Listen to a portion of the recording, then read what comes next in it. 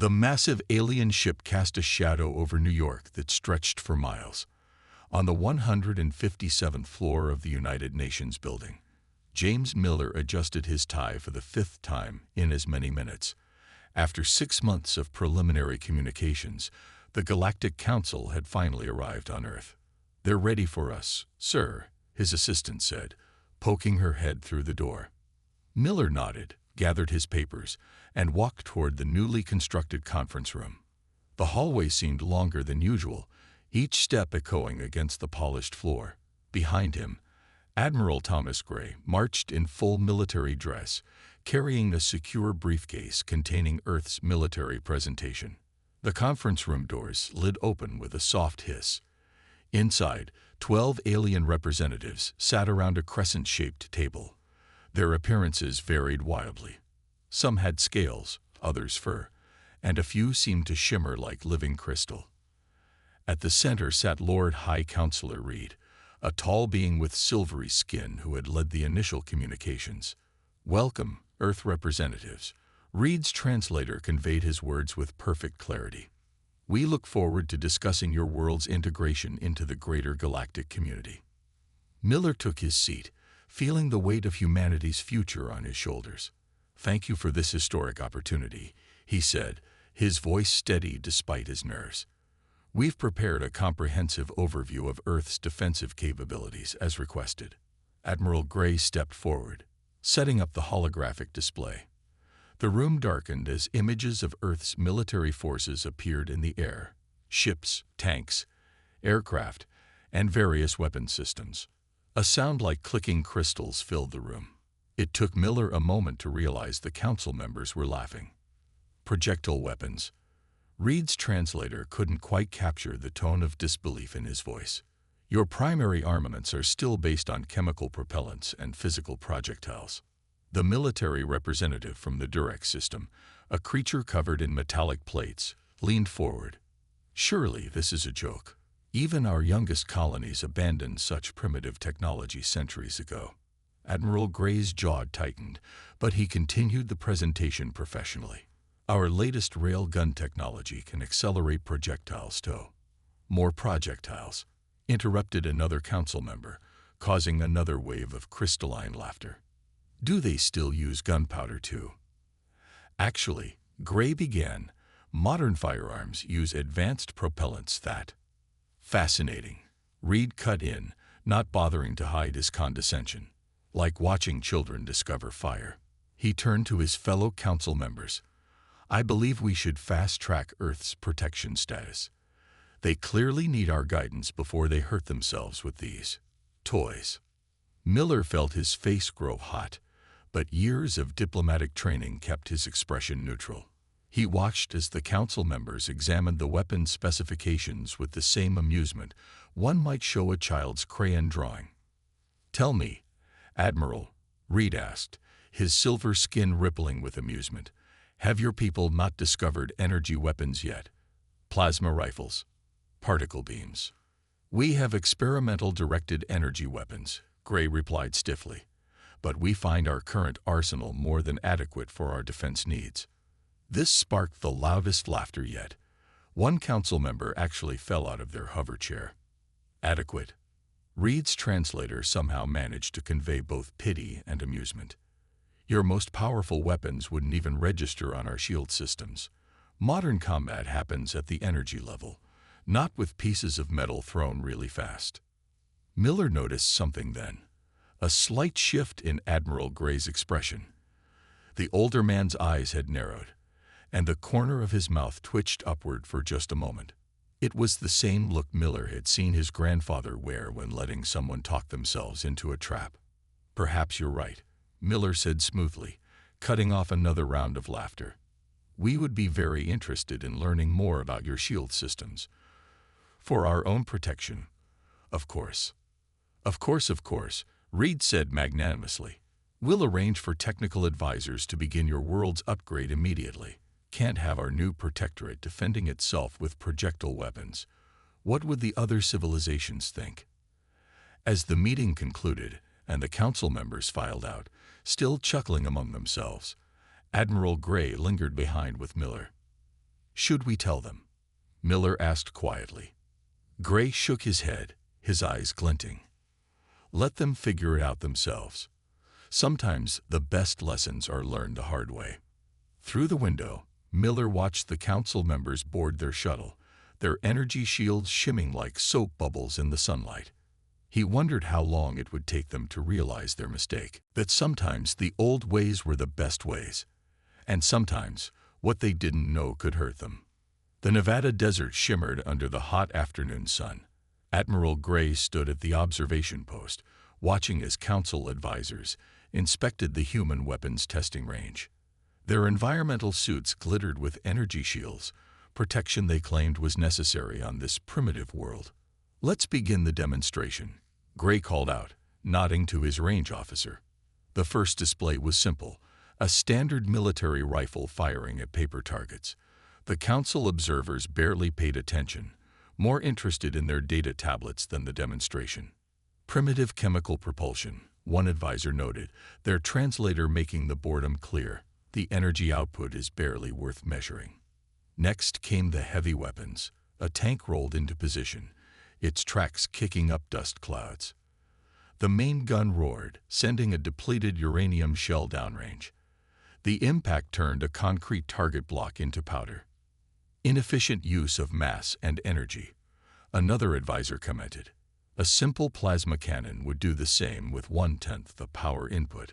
Gray kept his face neutral, but his eyes tracked every movement as the council members ran scans on the weapons. He noticed how their instruments focused on energy signatures, barely registering the physical projectiles themselves. The demonstration continued through the afternoon. Missiles, artillery, even the newest railgun prototypes, nothing seemed to impress the alien observers. They recorded everything with their advanced sensors, but their attention was clearly just a formality. During a break, Gray stood with Dr. Alice Wright, Earth's leading weapons researcher, watching the council members examine their sensor readings. They're not even looking at the right things, Wright whispered, shaking her head. Their sensors are calibrated entirely for energy weapons. They're missing the whole point. Keep that observation to yourself, Doctor, Gray replied quietly. For now. The final demonstration was what the council had been waiting for. Earth's attempts at energy weapons. The prototype laser cannon powered up with a high-pitched whine, its barrel glowing faintly blue. For the first time, the council members showed real interest. They crowded around their sensors, chittering excitedly as the weapon fired. The beam struck a target, leaving a small scorch mark. Just as we suspected, the lead advisor said, not bothering to hide their smugness. Your energy weapons are centuries behind ours. This wouldn't even scratch our weakest shields. Gray nodded solemnly. Perhaps you could demonstrate your own weapons. For comparison, the council members were eager to show off their technology. One pulled out what looked like a small silver tube. With a gesture, it unfolded into an elegant rifle shape, humming with power. The alien weapon fired a bolt of pure energy that completely vaporized a target block. The air crackled with residual power, and nearby electronics temporarily flickered. Now that, the advisor said proudly, is a proper weapon. Your people have much to learn. Later that evening, in a secure underground room, Gray met with Miller and other military leaders. The mood was tense but focused. Report, Gray commanded. Dr. Wright stepped forward, pulling up detailed scans of the council weapons demonstration. It's confirmed, sir. Their shields are incredibly advanced, against energy weapons. The field modulation is designed to detect and deflect any form of energy attack, from lasers to plasma. And, Miller prompted, and they don't register solid matter at all. Wright continued, a small smile forming. Their shields are so specialized for energy weapons that physical projectiles would pass through completely unimpeded. Gray allowed himself a tight smile. Their entire civilization has optimized their defenses against the wrong threat. They'd forgotten the basics of physical warfare in their rush to master energy weapons. Should we inform them of this oversight? One of the generals asked. Miller shook his head. They wouldn't believe us anyway. Did you see how they reacted to our weapons? We're just primitive humans playing with toys, remember? Let them keep thinking that, Gray said, standing up. Meanwhile, we'll continue our own weapons development program. But keep the focus on projectile weapons, all types. And not a word of this leaves this room. As the meeting ended, Gray looked at the satellite image of the Council's ships in orbit. Their beautiful energy shields shimmered like soap bubbles in the sunlight, looking impressive but utterly useless against humanity's primitive weapons. Sometimes the best advantage was the one your enemy gave you by choice. The emergency alert woke Admiral Gray at 3 a.m. The screen showed a live feed from Mars Colony 1. Humanity's largest off-world settlement was under attack. Ships of unknown origin swarmed around the colony's defensive perimeter. Their energy weapons lit up the Martian night with brilliant flashes of light, testing the colony's shields. "Get me Miller," Gray barked into his comm unit while rushing to get dressed, "and put the fleet on high alert." Within an hour, Earth's military command center hummed with activity. The main screen showed the ongoing attack, while smaller displays tracked military responses and damage reports.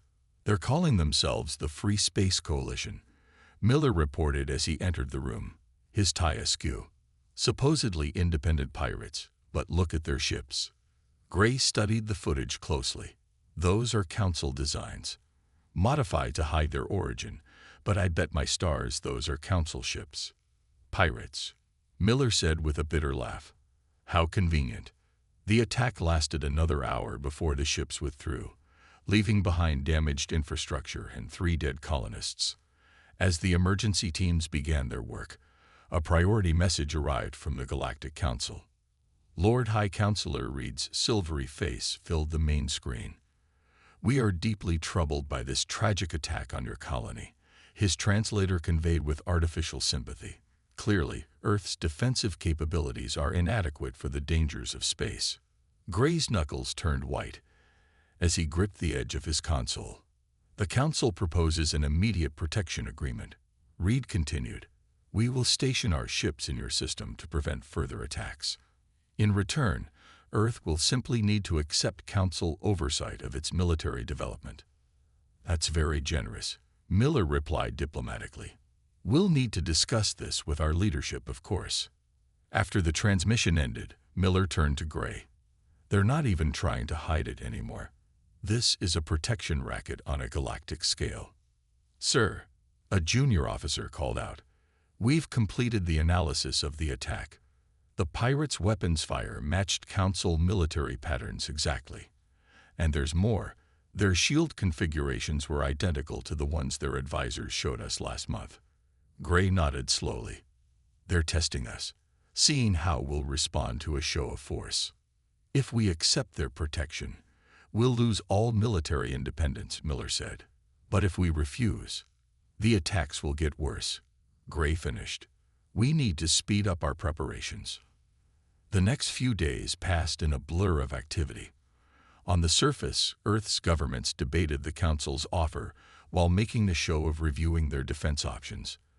But deep underground and in secret facilities across the globe, a different kind of preparation was underway.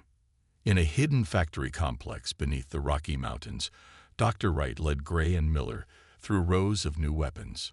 "We've modified our existing railguns for space combat," she explained, pointing to massive cylindrical devices. "No chemical propellants needed in vacuum, just pure electromagnetic acceleration." She moved to another section. "And these are the new tactical missiles, completely redesigned for space warfare, but still using physical warheads. No energy weapons that their shields can detect." "Production status?" Gray asked. "We're at full capacity at all secret facilities. The Council observers still think we're focusing on upgrading to energy weapons. Their inspectors never look twice at our projectile weapon factories. They're too primitive to be worth checking." Miller examined one of the railgun shells. "How long until we're ready?" "Another 2 weeks to complete the minimum deployment," Wright replied. "A month for full readiness." A new alert flashed on their screens. Another pirate attack, this time on a supply ship bound for Mars. "They're getting bolder," Miller observed. "The Council will expect an answer soon." Gray studied the tactical display showing Council ships positioned near Earth's orbit. Their energy shields sparkled beautifully in the sunlight, a display of technological superiority that had intimidated hundreds of worlds into submission. "Let them wait," Gray said firmly. "When we give them our answer, it will be impossible to ignore." In orbit, Council observation ships continued their patrol, their crews confident in their superior technology. None of them paid attention to the increasing number of Earth cargo ships moving between planets or the strange modifications appearing on human space stations. After all, what harm could primitive humans do with their obsolete weapons? They would find out soon enough. The attack on Mars Colony 1 began at dawn, Earth time. This time, the pirates came in force, 30 ships strong, their energy shields gleaming in the pale Martian sunlight. In Earth's military command center, Admiral Gray watched the tactical display with an outward calm that masked his inner tension. Next to him, James Miller gripped the edge of the command table. "They're not even trying to hide that they're Council ships anymore," Miller noted, pointing at the familiar design patterns. "Look at those formation patterns, straight from the Council military handbook they showed us." Gray nodded, then pressed the comm button. "All units, Protocol Omega is now in effect. I repeat, Protocol Omega is in effect." The pirates struck hard and fast, their energy weapons lighting up the Martian sky. They clearly expected another easy victory against the primitive human defenses. Their first sign that something was different came when they approached the colony's new defense platforms.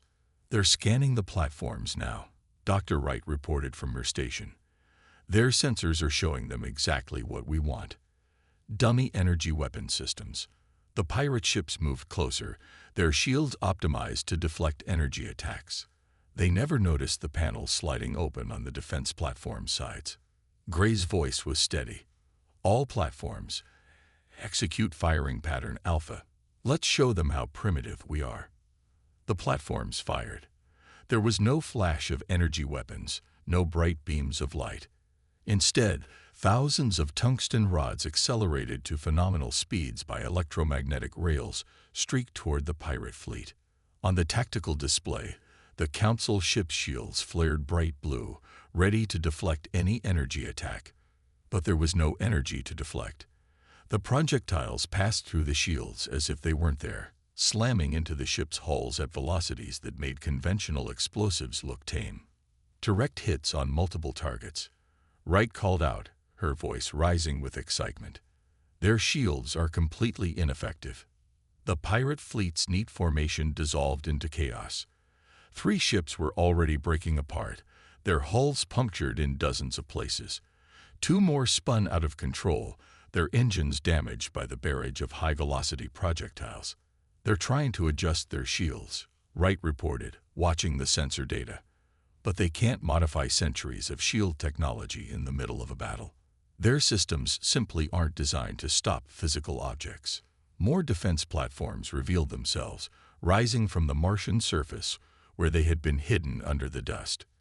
The pirates found themselves caught in a crossfire of primitive human weapons. "Incoming transmission from the pirate flagship," a communications officer announced. The main screen lit up with the face of the pirate leader, who was very clearly a Council military officer attempting to hide his identity. His silver skin had turned almost white with shock. "Cease fire," he demanded, his translator struggling to convey his panic. "This is a violation of Council warfare protocols." "Interesting," Miller replied calmly. "I wasn't aware that pirates followed Council protocols." Another volley of railgun fire cut the transmission short as the pirate flagship's command deck was pierced in multiple places. The remaining ships began to retreat, their formation completely broken. "Should we pursue?" asked the weapons officer. Gray shook his head. "Let them run. They'll deliver our message better than any transmission could." The battle was over in less than 15 minutes. Of the 30 attacking ships, 7 were destroyed, 12 severely damaged, and the rest were retreating at maximum speed, their crews having learned a harsh lesson about underestimating primitive weapons. In the aftermath, Miller turned to Gray. "The Council won't be able to ignore this. We just destroyed their pirate fleet with weapons they considered toys." "Good," Gray replied. "Maybe now they'll be ready to talk as equals rather than primitives to be conquered." Dr. Wright was studying the battle data with satisfaction. 3 centuries they spent perfecting their energy shields, and they never once thought to defend against simple kinetic weapons. All that technology, and they were defeated by basic physics. "Send the battle records to Earth's Council representative," Gray ordered. "Full technical details of how their shields failed. It's time they understood exactly what they're dealing with." As the staff hurried to comply, Gray watched the tactical display showing the retreating Council ships. Their once proud energy shields, now flickering with damage, seemed less impressive than before. Sometimes the simplest solution was the best one. And sometimes being underestimated was the greatest advantage of all. The Grand Council chamber hadn't seen such chaos in over 300 years. Representatives from 100 worlds shouted and argued as the battle footage from Mars played on the massive central display. Every few moments, the video would freeze to show another Council ship being torn apart by human railguns. Lord High Counselor Reed sat in silence, his silvery skin now a dull gray from stress.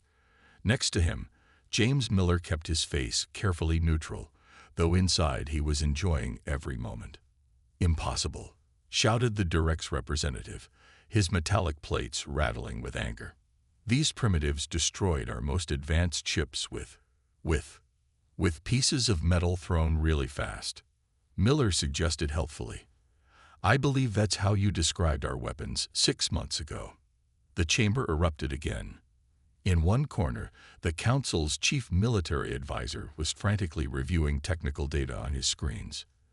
"The humans knew," he announced, his translator barely keeping up with his agitated speech. "They discovered the flaw in our shield design and exploited it perfectly. While we were laughing at their projectile weapons, they were preparing to bypass our primary defense systems completely." Reed turned to Miller, his eyes glowing with barely contained rage. "You knew all along. When we showed you our shields, when we demonstrated our weapons. We observed, we learned, and we kept our mouths shut." Miller replied calmly. "A valuable lesson you taught us about keeping our advantages secret. Though I must admit, your advisors made it easy. They were so convinced of their superiority that they showed us everything we needed to know." The tactical display shifted to show new satellite imagery.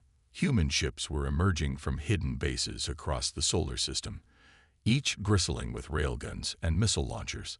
Space stations revealed concealed weapon ports, all aimed at the Council observation ships still in Earth orbit. By the first star, someone whispered, "They've been preparing for months." Dr. Wright stepped forward, having been invited to present Earth's technical analysis. She pulled up detailed scans of Council shield systems. "Your shield technology is truly impressive," she began diplomatically. 3 centuries of development created the perfect defense against energy weapons. But in all that time, you forgot one of the most basic principles of warfare. Sometimes the old ways work best. She displayed a simulation showing how Council shields interacted with different weapons. "Your shields are designed to detect and deflect energy attacks by creating opposing energy fields. But they can't stop physical objects because you never thought you'd need to. You became so focused on advancing one type of technology that you left yourselves vulnerable to the basics." The Council members watched in stunned silence as she methodically explained how their greatest defensive technology had been rendered useless by simple physics. "We have calculated," she continued, "that upgrading your shield systems to stop physical projectiles would require a complete redesign. Your current power systems can't handle both energy and kinetic deflection. You would need to rebuild your entire defense network from the ground up." Reed slumped in his chair, the implications hitting him hard. Centuries of military doctrine, rendered obsolete by a species they had considered primitive. "What are your demands?" he asked Miller quietly. Miller straightened in his chair. "Earth will join the Council, but as an equal member, not a protectorate. Our military remains independent, and we want full access to Council technology databases, all of them, not just the ones you think we're ready for.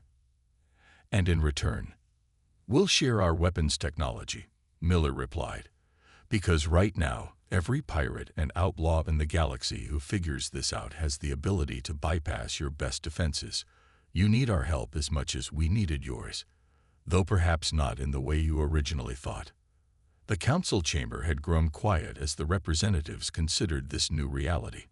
Their technological superiority, maintained for centuries, had been disrupted by the very primitives they had planned to subjugate. "We will need time to consider these terms," Reed said finally.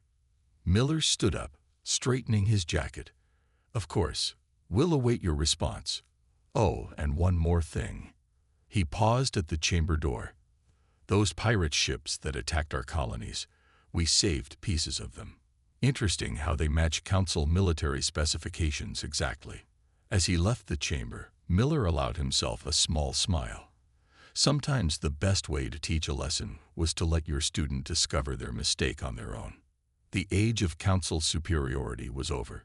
The era of human innovation had begun. Admiral Gray knew the Council hardliners wouldn't accept defeat quietly. He just didn't expect them to react so quickly. The first warning came from Earth's new long-range sensors. A massive Council fleet was dropping out of faster-than-light travel at the edge of the solar system. Not a pirate fleet this time. This was a full battle group, flying Council colors openly. 67 ships, reported the sensor officer, including 3 dreadnoughts. They're not even trying to hide their approach. In the command center, Gray activated the emergency protocols. Launch all defense platforms. Alert all colonies. This is not a drill. The Council Fleet's commander, General Vale, broadcast his message across all frequencies. His crystalline form sparkled with barely contained rage. "This insult to Council authority will not stand," he announced. "Surrender your weapons and accept our authority, or face the consequences. You may have surprised a few pirates, but you face a real military force now." Miller, standing beside Gray, shook his head. "They still don't believe we can threaten their main fleet, even after everything they've seen." "Then let's make them believe," Gray said quietly. He pressed the command console. "All units, execute Operation Lightning." Across the solar system, hidden weapons platforms emerged from their concealment. Asteroid bases opened to reveal massive railgun batteries. Space stations dropped their civilian disguises, weapon ports opening like blooming flowers. "Sir," Dr. Wright called from her station, "they're powering up their shields." "Wait." She studied her readings with a grim smile. "They're using the same old shield configurations. They haven't had time to develop new ones." "Of course not," Miller replied. "You can't change centuries of technology in a few days." Their pride wouldn't let them admit they needed to. The Council fleet advanced in perfect formation, their energy weapons charging. Their shields created a beautiful light show, layers of energy ready to deflect any energy attack. They never stood a chance. The first volley from Earth's defense grid sent thousands of accelerated tungsten rods streaming through space. The Council shields flared uselessly as the projectiles passed straight through them, smashing into the ships beneath. "Direct hits on 23 targets," Wright announced. "Their forward screen is broken." General Vale's voice crackled over the comm, shock replacing his previous arrogance. "Impossible. Our shields are at full power." "Your shields are designed for the wrong enemy," Gray responded calmly. "Would you like to surrender now, or should we demonstrate our missile capabilities as well?" The Council fleet attempted to regroup, but their formations were designed to defend against energy weapons. They had no doctrine, no strategy for dealing with physical projectiles moving at relativistic speeds. From hidden bays in Mars orbit, human warships emerged. They were ugly compared to Council vessels. Blocky, utilitarian shapes bristling with railguns and missile tubes. But they were designed for exactly this kind of fight. "Launch missile pattern Delta," Gray ordered. Let's show them what else primitive technology can do. Swarms of missiles streaked across space. The Council ships' point defense systems, calibrated for energy weapon interception, struggled to target the physical objects. Those missiles that were hit simply broke apart into dozens of smaller penetrators, creating even more problems for the defenders. "We're detecting power fluctuations in their shields," Wright reported. "They're trying to modify them in combat. It's destabilizing their entire defense grid." She was right. As the Council ships attempted to adapt their shields to stop physical objects, their energy defenses began to fail. Some ships lost shields entirely. Others suffered power system overloads. The mighty Council fleet, pride of their civilization, was being torn apart by weapons they had laughed at mere months ago. "General Vale," Gray called over the comm, "your ships are not designed for this type of combat. Every second you continue this attack costs more lives needlessly. Surrender." For a long moment, there was silence. Then Vale's voice returned, subdued. We submit. The Council fleet surrenders." As the Council ships powered down their weapons, Gray turned to Miller. "Send word to Earth's Council representative. Tell them we're ready to discuss new terms. As equals this time." Miller nodded, studying the tactical display showing the battered Council fleet. "They won't forget this lesson anytime soon." "Good," Gray replied, "because the galaxy just changed forever, and we're all going to have to change with it." The old era of Council superiority had ended not with an energy blast, but with simple pieces of metal thrown really, really fast. 1 year after the Battle of Earth, the Grand Council chamber looked very different. The curved table now had a new section, where human representatives sat as equals. Above them, a display showed the latest joint military exercise between human and Council forces. James Miller watched with satisfaction as human railgun ships practiced alongside Council energy weapon cruisers. The new combined fleet moved with precision, each type of ship covering the other's weaknesses. "Remarkable progress," Lord High Counselor Reed commented, his silver skin now carrying a more respectful sheen. "Your projectile weapon systems work perfectly with our energy weapons.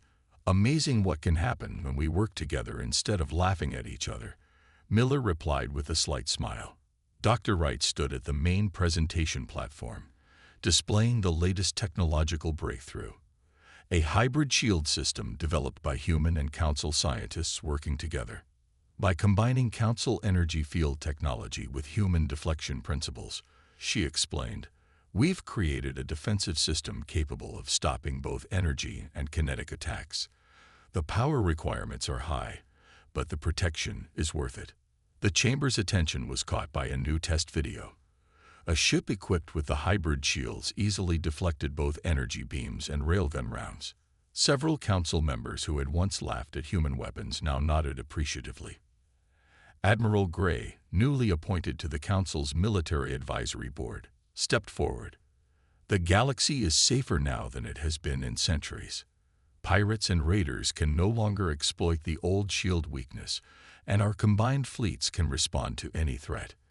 In the space around Earth, the changes were even more visible.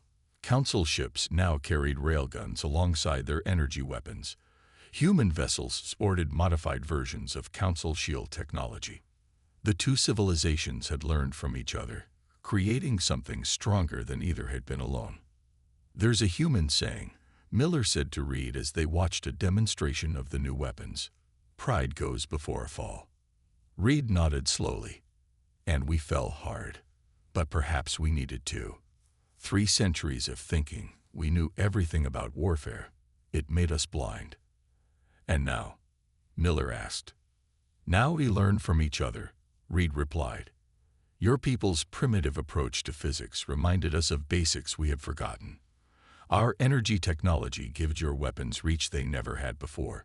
Together, we're stronger." The main display shifted to show the new defense line along the galaxy's outer rim.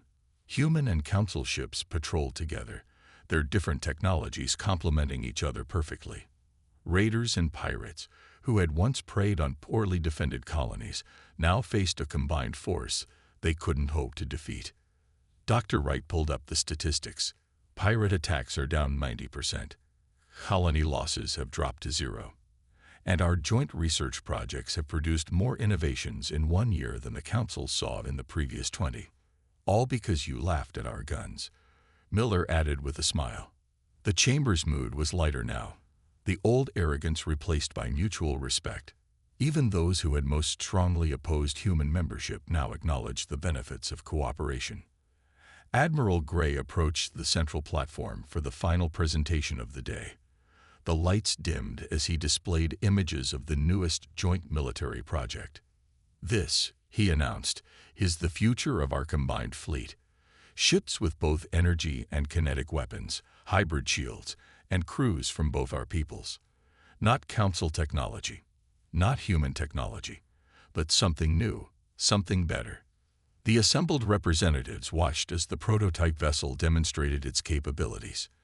Energy beams danced alongside railgun fire, while the new shields shimmered with combined protective fields. 1 year ago, Gray continued, we were enemies because of pride and ignorance. Today we're allies because of respect and understanding. Tomorrow, he paused, looking around the chamber, tomorrow we'll be stronger than either of us imagined possible. As the presentation ended and the chamber filled with appreciative discussion, Miller turned to Reed one last time. Any regrets about letting those primitive humans join the Council? Reed's translator conveyed something that sounded almost like a chuckle. Only that we didn't do it sooner. Though I do miss being able to laugh at your guns. That's fine, Miller replied with a grin. We're still laughing about your shields. Above them, on the main display, human and Council ships continued their joint patrol, a symbol of how far they'd come. Sometimes the greatest progress came from the hardest lessons, and sometimes the best future came from learning to respect the past. The galaxy was changing, and for once, everyone was laughing together.